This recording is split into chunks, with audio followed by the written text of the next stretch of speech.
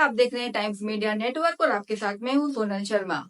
Internet और media हमारी life को सबसे ज्यादा इजी और लग्जरियस बनाने का काम कर रहे हैं, लेकिन वहीं दूसरी तरफ इन्होंने हमारी लाइफ को सबसे ज्यादा खौफनाक और डरावना भी बना दिया है। ये हम नहीं कह रहे बल्कि एक इंटरनेशनल रिसर्च रिपोर्ट कह रही है। इसके अनुसार हर सेकेंड पूरे विश्व में 2 से 5 करोड़ रुपए तक की साइबर ठगी होती है। और अगर सिर्फ भारत के बारे में बात करें तो भारत में पिछले 4 से 5 सालों में साइबर ठगी के मामलों में 40% तक का इजाफा दर्ज किया गया है।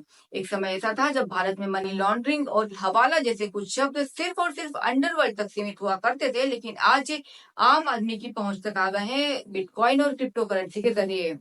अगर साइबर ठगी से लड़ाई के बारे में बात करें तो भारत इसमें फिलहाल थोड़ा सा पिछड़ता हुआ नजर आ रहा है, क्योंकि 37% डिस्ट्रिक्ट ऐसी है जहां पर एक भी साइबर सेल नहीं है। तो अगर आप लड़ना चाहते हैं साइबर ठगी से, तो उसका एक सबसे बड़ा जो हथियार है वो है जागरूकता। आपको कहीं पर भी थोड़ा सा भी शक होता है कि आप डिजिटल अरेस्ट या साइबर ठगी के शिकार हो सकते हैं, तो इमीडिएट अपने नजदीकी पुलिस स्टेशन जाकर के इन्फॉर्म जरूर करिए, क्योंकि prevention is always better than cure.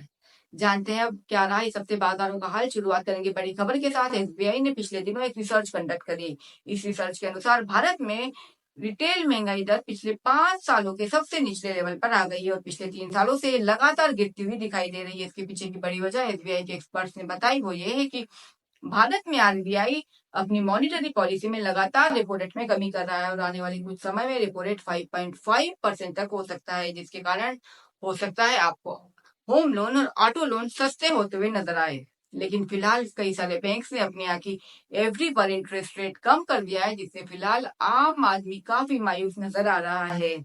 चलते हैं दूसरी बड़ी खबर की तरफ। अगर आप इलेक्ट्रॉनिक व्हीकल खरीदने का प्लान कर रहे हैं तो उसको थोड़े समय के लिए पोस्टपोन कर दीजिए, क्योंकि हमारे परिवहन मंत्री के अनुसार आने वाले 3 से 4 महीनों में इलेक्ट्रॉनिक व्हीकल के दाम कुछ सस्ते हो सकते हैं। इसके पीछे की बड़ी वजह यह है कि सरकार चाहती है कि भारत में पेट्रोल और डीजल के ऊपर डिपेंडेंसी कम हो। तो अगर आप चाहते हैं इलेक्ट्रॉनिक व्हीकल खरीदना तो कुछ महीनों के लिए रुक सकते हैं। जानते हैं अब क्या रहा इस हफ्ते बाजारों का हाल। हफ्ते की शुरुआत तो बाजारों ने काफी धुआंधार तरीके से करी, लेकिन हफ्ता खत्म होते होते ऊपरी लेवल से बाजारों में थोड़ा सा करेक्शन नजर आया। हालांकि पिछले हफ्ते के मुकाबले इस हफ्ते की बात करें तो सेंसेक्स और निफ्टी करीब करीब 1% तक चढ़ करके बंद हुए। वहीं हफ्ते के अंतिम दिन जहाँ सेंसेक्स 6.5% गिर करके बंद हुआ, वहीं निफ्टी ने भी 250 अंकों का गोता लगाया।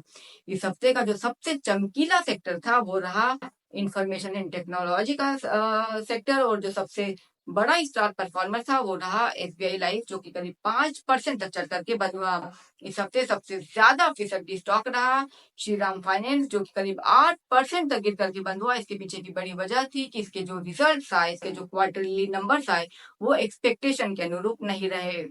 जानते हैं अब क्या रहा इस हफ्ते करेंसी बाजारों के हाल। करेंसी बाजारों में इस हफ्ते थोड़ी सी सुस्ती दिखाई दी। 85 से 86 के आसपास रुपया ट्रेड होता हुआ नजर आया। हफ्ता बंद होते होते 85.45 पर रुपए की क्लोजिंग रही। जानते हैं अब कमोडिटी बाजारों के हाल। ट्रंप ने ऐसा क्या बोला कि सोना हो गया 1 लाख तोला। टैरिफ वॉर ने ऐसी क्या गांठ बांधी कि सोने में आ गई तेजी की आंधी। आप सोच रहे होंगे कि कमोडिटी बाजारों के हाल बताने की बजाय हम सोने के ऊपर कविता क्यों कह रहे हैं। तो आपको बता दें कि ज्वेलरी मार्केट में सोना 1 लाख रुपया पार कर गया है। इसी कारण इस लेवल पर सोना तो हम खरीद नहीं सकते, लेकिन सोने के ऊपर कविता जरूर कह सकते हैं।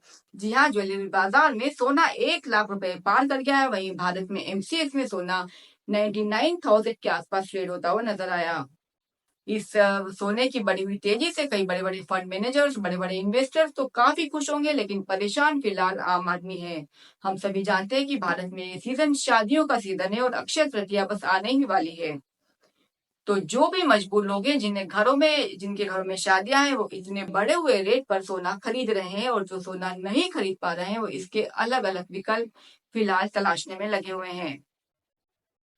हालांकि हफ्ता खत्म होते होते सोने में ऊपरी लेवल से थोड़ी सी एक करेक्शन दिखाई दिया। 95-96,000 के आसपास सोना ट्रेड होता हुआ नजर आया। वहीं चांदी में भी इस हफ्ते 97,000 के आसपास की लेवल देखे गए। क्रूड ऑयल इंटरनेशनल बाजारों में अच्छी खासी गिरावट ट्रेड करता हुआ नजर आया। $67 के आसपास क्रूड ऑयल में गिरावट देखी गई।